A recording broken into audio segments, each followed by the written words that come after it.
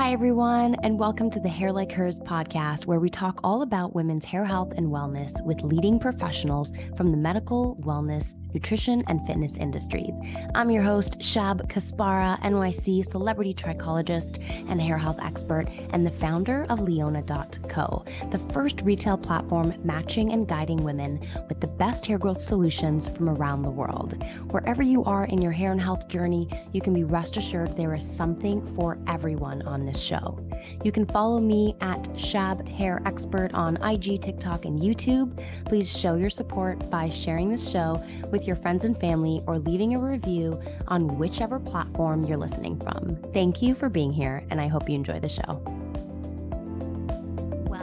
2023 is definitely off to a great start for the Hair Like Hers podcast. I think I just had one of the most interesting conversations I've ever had on this show. And if you've been a regular listener, you know that I love to get deep into every subject and I love to probe and ask all the questions in order to better understand, to challenge, and to truly make sure that we're presenting the best information possible for you. Today's episode is all about CBD. And we, with my guest, Dr. Gregory Smith, talked all about the latest research, how he's involved with some of the leading studies that involve CBD, and how they've discovered that CBD can actually promote hair growth. It can reverse the aging effects of hair loss. And we get into some pretty interesting subjects at the very end. Also, I answer my audience's questions that you guys left me on my Instagram stories. So we get into CBD and THC. We talk about, the difference between the two, the safe way to take them, what to look for, how to differentiate the different strains out there. We even talked about the recent research on weight loss and CBD and even inhibiting hair growth. So preventing hair on all those areas that we don't want it. Such an interesting talk. I'm so excited for you to listen to it because I just had a moment at the end of this episode and I needed to stop and just take it all in because this is some pretty exciting stuff. We're talking non-medical solutions to a lot of our everyday problems. Listen in. Hey, everybody. Welcome to another episode of the Hair Like Hers podcast. We have such an amazing subject we're covering today, all things CBD, hair, and health. With me today is Dr. Gregory Smith, who is going to tell you all about why he is the guy on the subject. Welcome to the show. Thank you for inviting me. Tell us a little bit about yourself, who you are, and what makes you exactly the expert on all things CBD. Yeah, I'll make it brief, but I'll make it impactful. So I've been a doctor 40 years and first got out of med school, went into the Army back in those days and went into a field called Preventive Medicine, which was brand new back then. So it was the perfect field for what I would later do in my later career, which is cannabinoids, marijuana, and the phyto drugs, other plant-based drugs. So trained, board certified in preventive medicine way back in 1980. When I got out of the Army, I did my practice in the preventive medicine in California. And in 96, we passed the first law in the country with medical cannabis. And around 2000, the state said, Greg, you got to take this course. You got to take this 3-day course on how to use cannabis.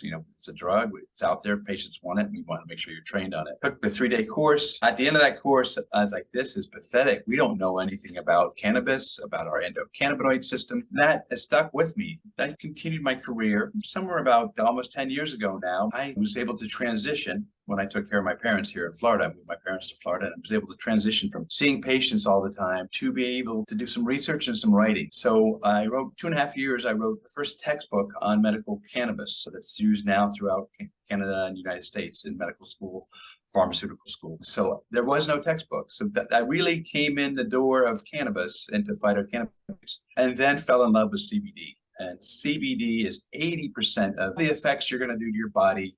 It's going to be through the CBD molecule, not through the THC molecule or the other 110 plus molecules. So CBD is what I fell in love with. It's also easy to research ever since 2018. I started doing research, early phase trials, phase 1 and phase 2 clinical trials. Are you familiar with that kind of? It's early trials with 30 or 100 patients, not the big pharmaceutical ones. Okay. And because there was none, there was minimal, if any, trials of CBD. So everyone's saying, well, it made my grandma's knee better and, made my cancer go away, but there was no trial. So since 2018, when my first CBD book came out, I have been doing about 2 research trials going on at any one time on all sorts of aspects of CBD. And then more recently, THCV, because THCV and hair are so connected. And so THCV is one of the other 110 cannabinoids that are in oil, cannabis sativa oil. THC is just one, so there's 100. Right. We'll definitely get into it a little bit. We have so many questions to answer on CBD. And at the very end, we're also going to get to the followers' questions that were submitted on my stories through my Instagram. So we'll definitely get to all those listener questions. Let's just start from the top. Dr. Greg, what is CBD exactly? So CBD is, several atoms put together in a chain. And so it doesn't come in a strain or anything like that. It is CBD is CBD. So it doesn't matter where it comes from. There's all sorts of rumors. There's 5 types of CBD. CBD is CBD. I won't go deeper than that. So you don't have to worry. CBD is CBD. Now, will the therapeutic effects come from just CBD? No, what we've realized is you need to have some of those other little things that are floating around in the cannabis sativa oil to make the CBD work. And here's why.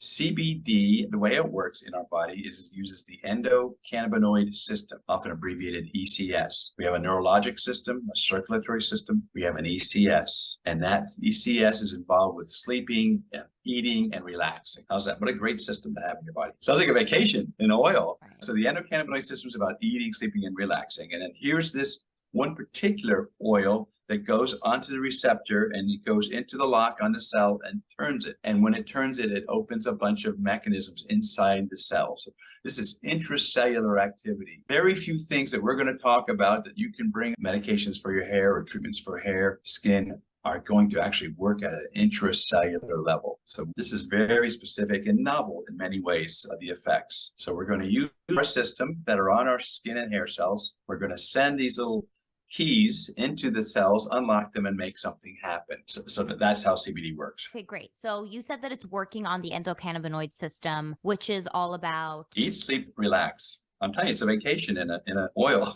Eat, sleep, relax. Eat, sleep, relax. It's kind of like the parasympathetic system. You took that word right out of my mouth. I love it. There you go. Love it. Smart and beautiful. Good thank you. So that's like our rest and digest part of our nervous system, right? It is definitely rest and digest part of our system. It's not using the parasympathetic. Yeah. That is a very fast system. So that's like instant within seconds. And it's throughout the body, the parasympathetic. So this is its partner at local levels. So it can happen at the skin level. It can happen at the intestinal level. Where you put this molecule, this medicine, is where it has its activity. So you want to put it where you want it to have an effect. So if you have a skin rash, you want to put it just on the skin rash because that's where it's going to have its effect. And it's gradual. It comes on over hours and lasts for many hours, 30 hours half-life. So parasympathetic is within seconds, and this is within hours to days. You mean when we target the endocannabinoid system, we're looking for a longer lasting effect? Correct. Wow.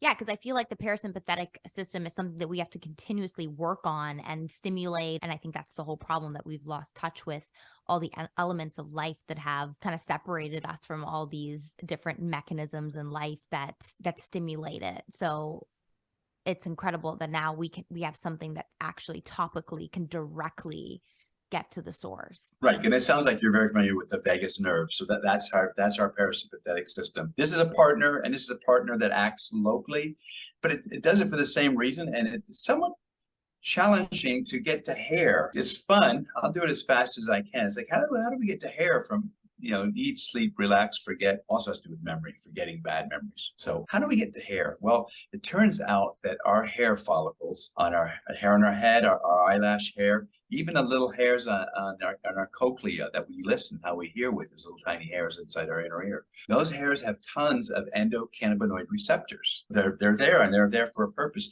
And it goes way back to our body temperature. So all this has to do, these receptors are there going back to the last ice age with humans 12,000 years ago. And these receptors have been on there even way back, pre-mammals. Anything with the spinal column has an endocannabinoid system. So it's a very old system. And it has to do with maintaining your body temperature. So why would you eat, sleep, relax, and forget and protect these mechanisms?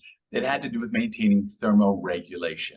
And that we only figured out only a couple of years ago. It was very exciting. I forgot to mention, you guys are up north, so I'm Harvard trained, and I speak a lot at international meetings.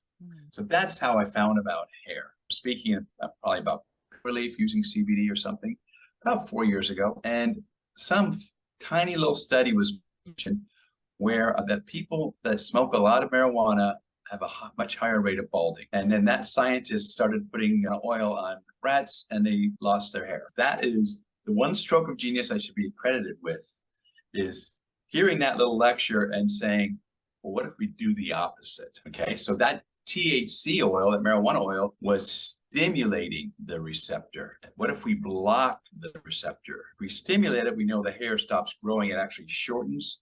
The follicle gets tiny and the pigment goes away. It turns into a fine, white, little beadless hair. So what if we block that mechanism? What will happen to the hair? So this was, when I did my first research, I had no idea what was going to happen.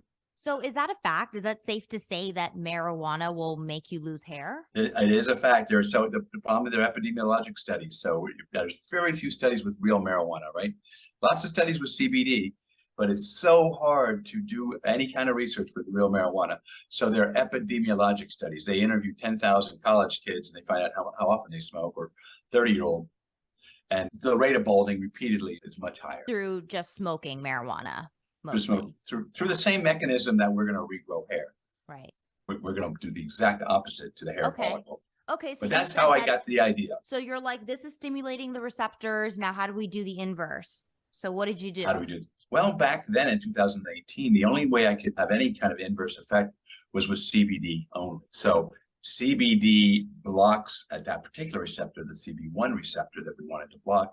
It blocks it from the outside, which is not as good as, so imagine it's a cup, a red Solo cup, and imagine you squeeze the cup. You can't hold as much beer, right? That's what CBD does. It squeezes the receptor so that the THC can't get in there and stimulate it. It cannot get filled with the THC and cause the stimulation. So it's an outside effect, and it's moderately good, but it's all I had in 2018. And then that was my first study. It showed the same benefits as Rogaine. So we had 94% more hair growth. So if there was 10 hairs in that one little area, we now had 19 hairs. So which is about the same, maybe a little bit better than Rogaine at 6 months. So it's very similar to the effects of Rogaine. So you were applying CBD topically during these studies? Correct. And so just so that I understand, if THC was stimulating the CB1 receptor, are there other things that are also stimulating the same receptor? Yeah, we have natural endocannabinoids. So just like we have natural opioids called the endorphins. So, we have natural opioids, which are endorphins. We have natural stimulators for these receptors, and they're called endocannabinoids. Okay. ANA and 2AG. I won't tell you the names, they're really long. Right. ANA and 2AG, we make in our body locally. We only make them locally. They're not hormones that go throughout our body. They occur locally and they stimulate the receptor to do something. Okay, so do some people have more of these cannabinoids or less naturally? Like, I'm just trying to understand if this is happening if this receptor is only getting affected from externally, having taken THC, like marijuana. Oh, no. So we have our pulse. Think of it like a clock. So, some people every 5 seconds, they release ANA. Mm-hmm. And that goes and stimulates the CB1 receptor. Some people, every 1 second, they release ANA. So we have genetically different baseline levels of these endocannabinoids. Okay. And if you look at some cultures with very thick, dense hair, like in Mongolia, amazing, most of the hair we had, you probably know better than I do what percentage of the hair, the hair that's sold or weaves or whatever, comes from Mongolia. Yeah. Right. Yeah. Major. So I'm going to guess, there is no study of this, but I tell you, those people, and see how dark it is, very, very dark. Right. Almost no light tan intonations or anything. So I'm going to guess that they have a lower pulse of their natural endocannabinoids. Remember, if you have long, thick hair, you're blocking. You had to block this effect. And so I'm going to guess they'd have a lower pulse because the hair follicle is allowed to grow and thicken. So it doesn't just grow longer, Right. with CBD, and I'm going to talk about the other oil in a second. But so when you put CBD on there and you squeeze the red solo cup of a receptor, the hair shaft grows longer through keratinocytes. So the actual outside cells that make up the hair start growing longer and elongate. And then the matrix cells inside the hair shaft fill it up, just like filling up a straw with fluid. It fills it up with matrix. Right. So both types of cells are filled with endocannabinoid CB1 receptors. And so you can actually see this happen. So this is saying that but this is where right now what we're seeing is that the endocannabinoid system is single-handedly responsible for whatever hair loss, because if we're reversing what that's doing and we can create better hair growth, then that means that nothing else is really affecting your hair to begin with. No, not Meanwhile, true. we know like inflammation is affecting it, and that's coming from, all over the place. Like how do you explain all the other things that are affecting our hair? It's fairly complicated, but not too complicated. Inflammation is a big factor, and CBD is a wonderful anti-inflammatory. So my next study, we're going to actually do skin biopsies of the scalp before and during the treatment. So we're going to see this at a cellular level under the microscope. The biopathologist is going to examine the slides. Anti-inflammatory effects of CBD, maybe 20 or 30% of what we're seeing is anti-inflammatory effects. We have not done the pathologic slide study. They keep getting more and more expensive. What else it's doing. The other thing, so what does Rogaine do? So Rogaine, it just is really increasing the blood flow to the follicle. That's all it's doing.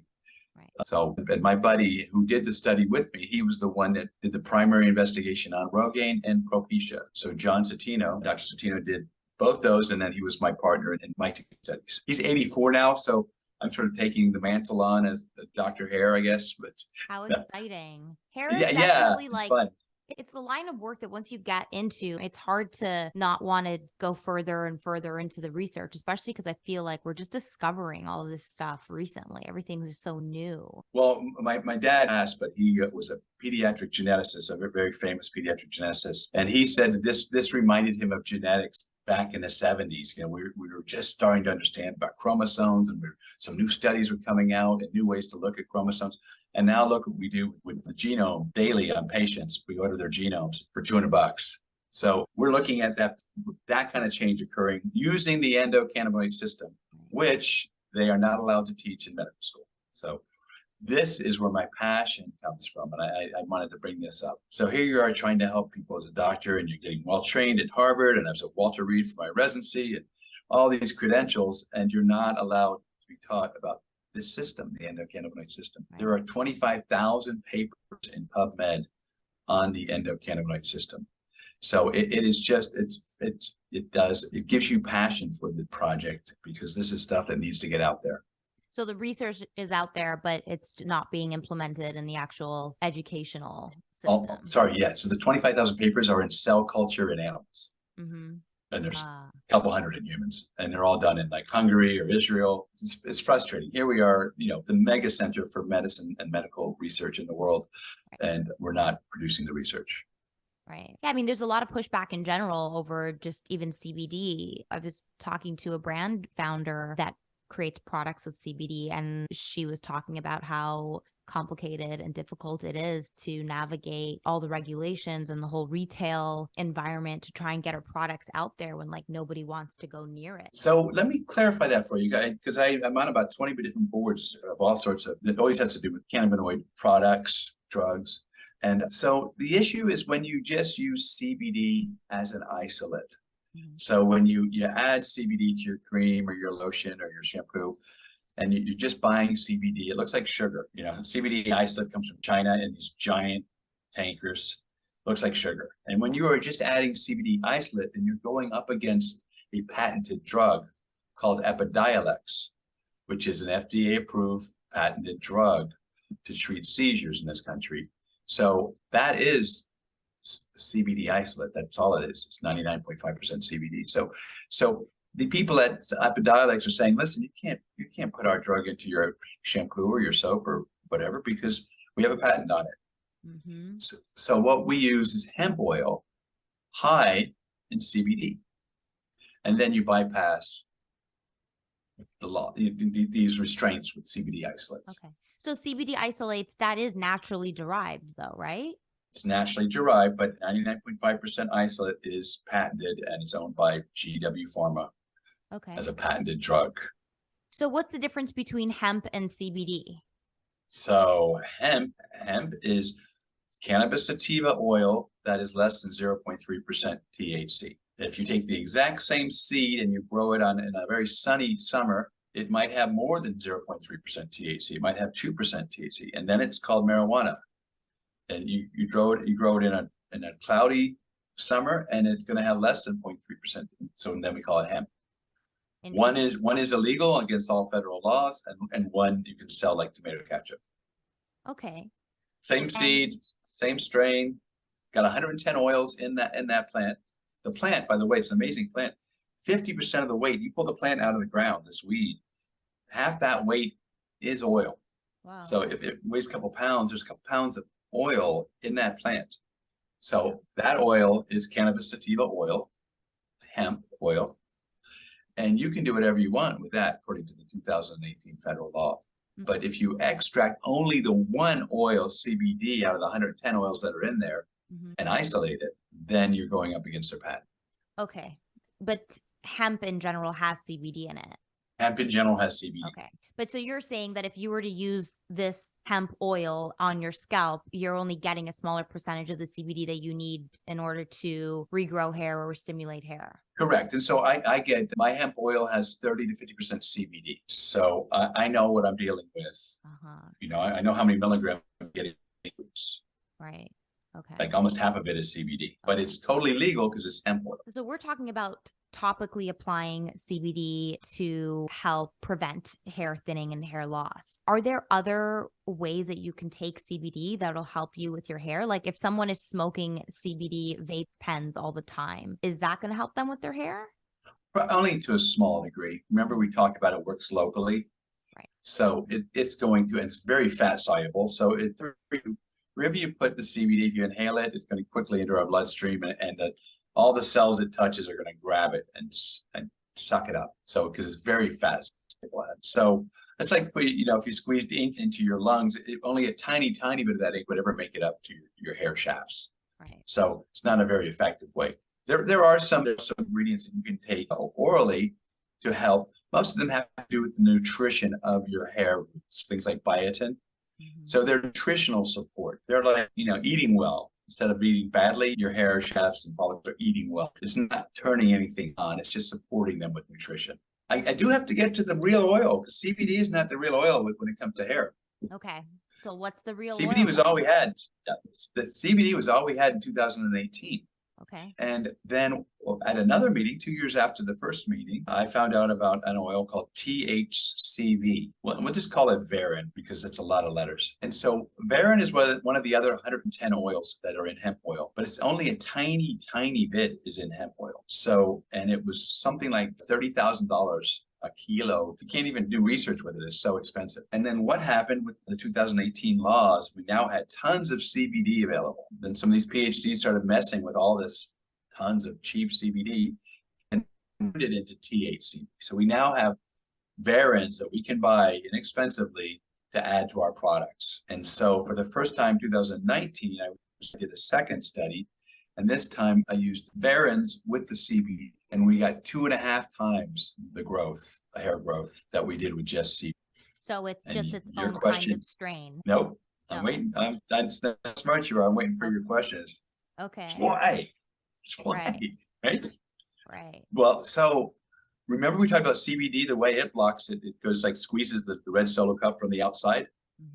Well, THC literally goes into the receptor, into the cup, and just sits there and does nothing. So it blocks the entire receptor, you know, temporarily, 30 hours. And so it's much more potent blocker of that receptor. So we got 2.5 times the effect when we put CBD and THCV together. So now we're talking these, and my partner again was John Citino, who did Propecia and Rogaine, and he called me up And he goes, Greg, our patients look like chia pets. It's very, the papers, that paper's coming out soon. The one with the photographs, one already came out, but the one with the photographs is coming out soon in a different journal. But so this hair that regrew in the bald areas or the side thinning areas, it not only was long and thin and nice color, dark color, it looked younger.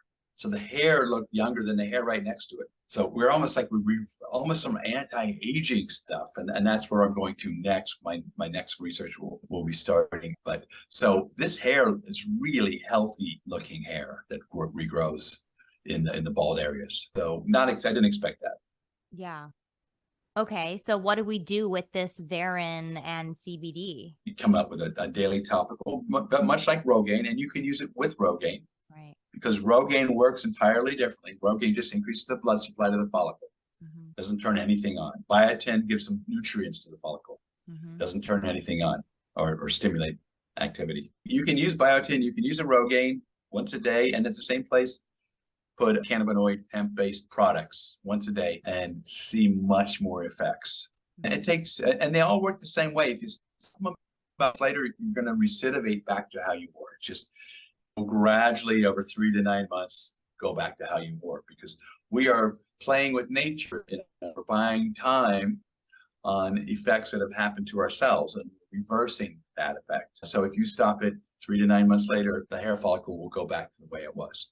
Okay. But these are reasonably priced ingredients, and so I very much see in the future, you're going to be putting on your biotin, Rogaine, and hemp-based, maybe all in one product, who knows, and once a day. Yeah, I was just going to ask you, with this kind of ingredient and products now, what kind of price ranges are we looking at for a topical? Well, it was prohibitively expensive because there was only one hemp oil that had a lot of THCV in it. There's plenty of cheap CBD hemp oils, more than you can imagine.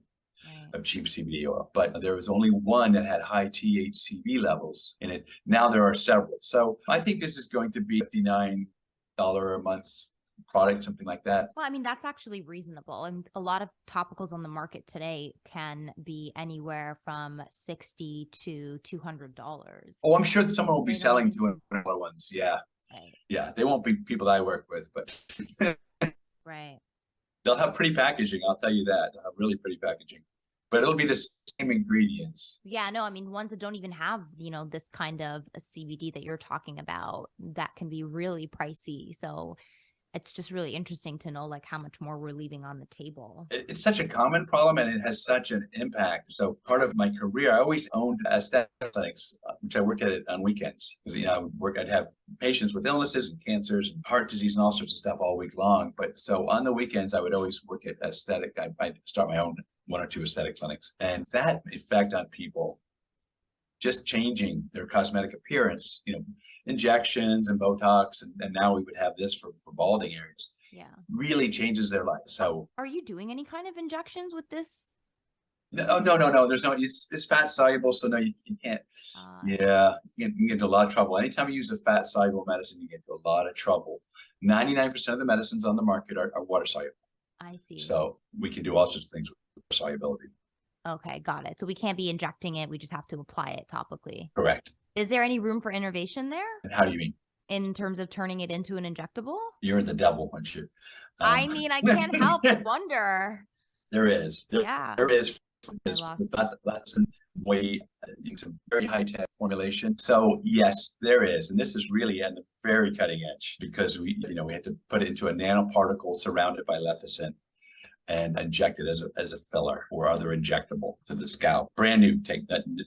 No research at all. Yeah, because I mean, we're injecting all sorts of things into the scalp now to stimulate hair growth. So it'd be interesting to see. And it might be a serum too, using like a little roller, with the serum, with the roller, that probably we could get into. Like a derma roller? Yeah. Okay, well, we'll definitely have to keep in touch because I want to hear more about all this. It's exciting. Is there any kind of side effects that anyone should be aware of if they're topically applying CBD products? Yeah, one of the beautiful things about the hemp oil in general, CBD in particular, I've trained probably 3,000 doctors around the world on how to use cannabis, CBD. You can sell this next to the olive oil at the Publix. We have given 1,600 milligrams a day, every day for years to like 3-4-month-old infants. It's a natural oil. It's just think of it like olive oil. So anything topically applied to, there's been several very good studies by the FDA showing that if you apply it topically, it does not get into your blood. So there are 2 contraindications to using high CBD doses orally. So if you're on a blood thinner, or if you have like active TB, a very active HIV, you probably shouldn't be taking CBD. But that's it. When it comes to topical application, it's like olive oil. Yeah.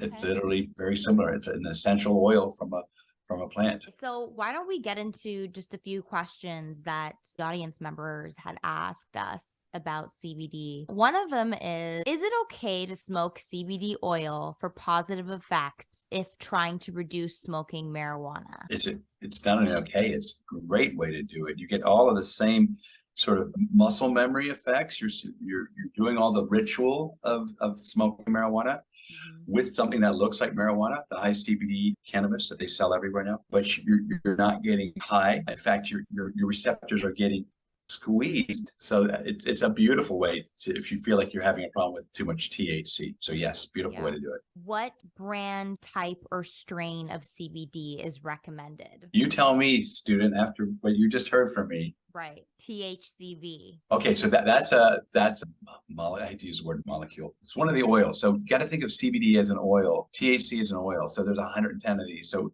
THCV, you want it that contains THCV, or the word that everyone's using now is VARINs, contains VARINs, VARINS.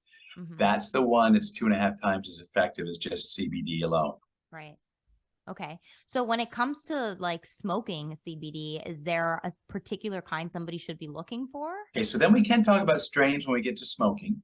Yeah. And so you'd want the highest, you want 1-to-1 or above. And I'm going to tell you that they should know what that means wherever you're buying. If you're buying it from, anywhere other than your buddy down the street. Right. 1-to-1 is a ratio of THC to CBD. So you want at least as much CBD in the weed as there is THC. So at least 1-to-1, or even more CBD, because all the way up to 20-to-1. So you can go into your dispensary or even corner smoke shops these days and tell them you want a 20-to-1 weed, and that would be very high in CBD with a little bit of THC, and that will be the best for CBD effects. Okay. And what about just pure CBD without any THC? You can do that. It's sort of hard to find. Often that's just been sprayed on there.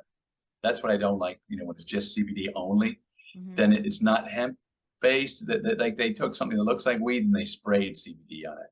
Oh, wow. So yeah, you really got to blog the product. There's a QR code. By law, any hemp-based product has to have a QR code that you look at with your phone, and it shows you the certificate of analysis, shows you everything you need to know about that weed. Even if it's a small package, there's a little tiny QR code on there. So there's your answer right there. Interesting. How would you compare CBD versus THC? Are we good with both of them? Like, what is your professional outlook on THC, I guess, compared to CBD? Yes. So as a doctor, and because all my textbooks, my latest textbook is on how using medical marijuana to get off opioids. So I really focus on medical benefits, and I keep away from recreational uses. So THC has 2 wonderful medical benefits, and those are for neuropathic pain relief. Pain that is sharp in nature, pins and needles, burning, shooting. If it sounds like electricity, then it helps with that pain very nicely. And it's for nausea. So we're not supposed to recommend it for pregnancy nausea, but any other type of nausea. If you're not pregnant, then it is almost instantaneous, somewhere between 9 and 15 seconds after an inhalation. You already start to notice your nausea going away. So it's a very effective anti-nausea. So nausea and sharp pain are the only 2 things that we really need THC for medically. Everything else CBD does, even the anti-cancer effects, which we have been using THC, the Rick Simpson oil to treat late cancer. We found that we could use high dose of CBD and get the same thing. So it's really just for those 2 things, and then to get high. Right, and then to get high, of course. Can't leave that out. Okay. I would like to mention eyelashes. Are we allowed to talk about eyelashes? Yeah, let's talk about eyelashes. This was a friend of mine, actually a girl I was dating at the time, and she saw all the first research coming out or the second research, and she goes, "Well, Greg, why don't you use it to grow better eyelashes. And she was genius. Really the physiology of the eyelash is slightly different. It's got a lot shorter period of growth. So the anagen phase, hair on our head grows for 6 years on average, whereas your eyelashes grow 6 to 18 weeks. So that's why they're short. They grow and they stop growing, then they fall out. And we only have about 150 on each side, so there's not a lot of them. But otherwise, that hair follicle has all the same receptors on it. And so the first eyelash product has come out with 2 peptides in it. I put 2 peptides that, again, kind of nourish the follicle, and then with THCV to make the eyelash grow longer and thicker. So those have just come out. And that's also something you have to continuously use, right? You can't just get the results you want and then expect it to remain permanent. Yeah, you have to continue to use it. Correct. Yeah. As with like any hair solution, I think it's important for people to understand with anything that you're doing, like any kind of protocol, anti-aging protocol, gut protocol, it's like you constantly have to maintain it, whatever it is. Well, I think it's our body, we're just basically constantly going downhill from a certain age. And so we have to resist that using these things that help us kind of tilt it back up. So we're going against the grain. Yeah. And it's constant. You don't just do one thing, but less surgery. Yeah. That's sort of the thing that, you put the hair follicles in there. Okay. What are a few topical brands that you like right now that you've helped make and that you endorse? Yeah, so I had to, state that I've been involved with both these companies. So, when I tell you them, so VARIN, TRUVARIN, is a hair almost a spray. It's for larger areas. Women use it, on the side of the head. Men use it on the scalp. And then VARIN is a similar product, similar ingredients. They all use VARINs. And they use VARINs about the same percentage, and they use CBD about the same percentage. There might be some menthol in there, might be some peppermint. So they're not exactly the same products, and they're 2 different manufacturers. Yeah. But they both are based on the same ingredients that I recommended from the studies. And so VARIN and VARIN, and I don't know what their price points are, but they're not real expensive. I don't like to get involved with companies that are really expensive. I just that to me is not a large market. I want to help the average person. Yeah. At Walmart. Yeah, especially when you know what the cost is. Yeah, and I've helped. I went out of my way to have that second oil brought on the market, and that brought down the price dramatically. So this used to be a $179 a month product. So now it's, like I said, maybe a $59.99 or $79.99 a month product because of competition. And I don't even know the name of the eyelash product that just came out. Okay. Yeah, but that's the very first one with the VARIN-based eyelash growth product. Yeah, that's cool. We can link it in the show notes and people can find it for themselves. Dr. Greg, just to finish up here, what are you most excited about in this field right now? What do you think can we expect in the next few years that's really going to be game changing? What's the exciting kind of research and discoveries that are on the horizon when it comes to hair growth? Well, I'm just going to do a little sideline before you said hair growth there, because very similar to when I had the clinical practice. 5 days a week, I was helping people with sort of illness. And then 2 days a week, I helped with aesthetic cosmetic. And so what I really love is what we're doing with metabolic syndrome. We are reversing metabolic syndrome. So that's the weight loss, 3 pounds. You know about the GLP-1 receptor drugs that are on the market. Right. So I had a party last weekend and it was just like the #1 subject at the party because it's just so big now. Everybody's getting on that. So 5 studies, 4 of them are NIDA supported. 5th study just came or is about to come out in obesity. So using VARINs, blocking the CB1 receptor, it's the craziest stuff you've ever used. When I give it to my friends, it's like, this is so weird. It's the same thing they're talking about with Ozempic and the other ones that are out there. Yeah. So it is going into our brain. So we're using the endocannabinoid system. Remember, eat, sleep, relax. Okay, eat. Yeah. Yeah. The main thing of one of the 3 main things of the endocannabinoids is eat. Munchies. Right. You smoke. So I call the new products we're coming out with the anti-munchies. Even if you should be hungry and they put your favorite pizza in front of you and you should be hungry, you might take a bite or 2 just because it's your favorite pizza, but you're probably just not even interested. It's the weirdest. It's not jittery. I ran weight loss clinics in the Army for years. You're not jittery. It's not that weight loss drug feeling that are out there. There's so many of them. been out for decades. It just goes in our brain and says, we're just not interested. Yeah. So that's exciting to me because that's diabetes, hypertension, degenerative issues, liver disease, fatty liver disease. So that's where most of my research is going on with the cannabinoids. And that again is the VARINs. And this which is we didn't have. is ingesting it? Like what form are Yeah. you taking? Yeah, it's 16 milligrams a day of THCV. It's what we've learned that we need. The first product as like an oil, or it comes in a little. Am I allowed to show things? I'm going to show you what it looks like. Yeah, for sure. Go ahead. Comes in a little gel cap. Yeah. Or it comes in the study I just finished. We have it in like a breath strip. Oh, interesting. And I am proud of that. I call it the skinny strip. So I came up with the name of that product. And so this is safely suppressing your appetite? It's beautiful. I'm going to say, you don't need any, but I'm going to send it to show your friends. It's because you know what, just the blogs you get back, it's just, there's nothing to express. I know my appetite. I like to eat. I'm a guy, I don't even worry about losing weight. And it's just weird. It's just weird, but it's safe. Like it's suppressing. Yeah, it's safe. It's the same. So we're using the same mechanisms. This is all hemp oil based.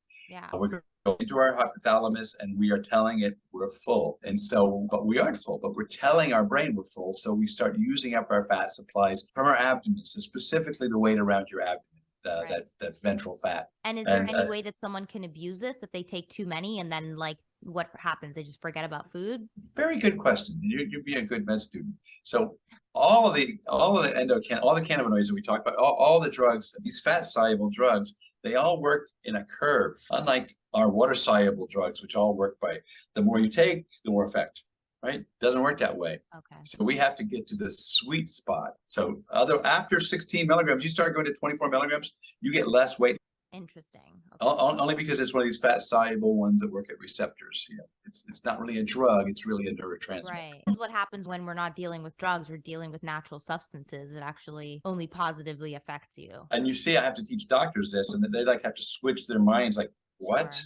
Yeah. So this is how these drugs work. So when I said 16 milligrams, because I had a study all around, some research from some big pharmaceutical companies, they've all been looking at, everyone wants to jump on the GLP-1 bandwagon.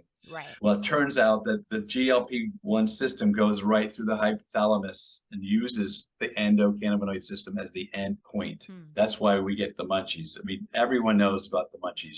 Even if you're full, you want to go eat, and often you regret it because you eat too much. So this is the exact opposite. Even if you should eat, you just don't feel like it. You're just not even, you look at your food, you're not even interested.